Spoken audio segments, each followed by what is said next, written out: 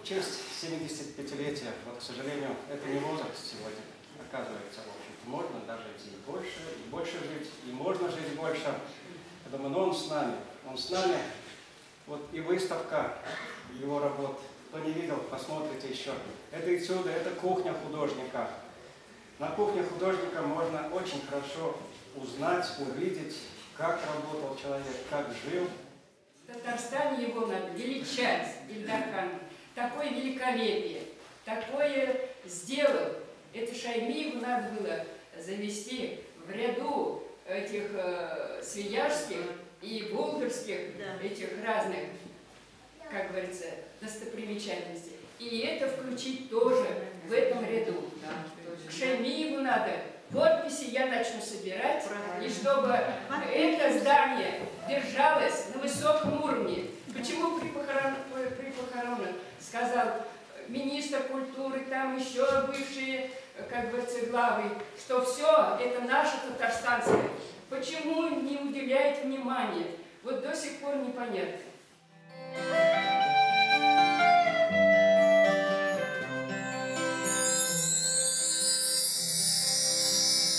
Стать богатеем иной норовит, золото копит, ночами не спит.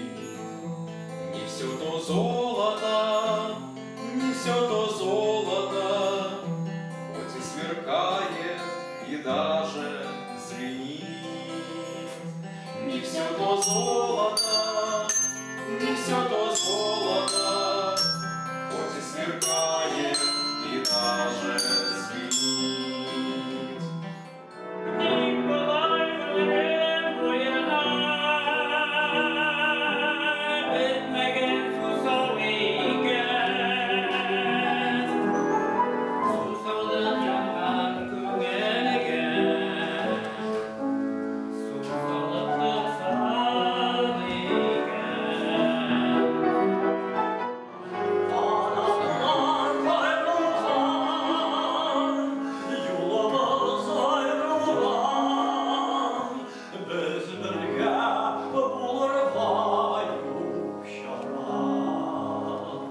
Я шел в Шереметьево, иду по аэропорту, смотрю какого-то бутика, огромная такая фотография, вместо витрины храм Эльдорадо. Я думаю, ну хоть ладно, хоть так.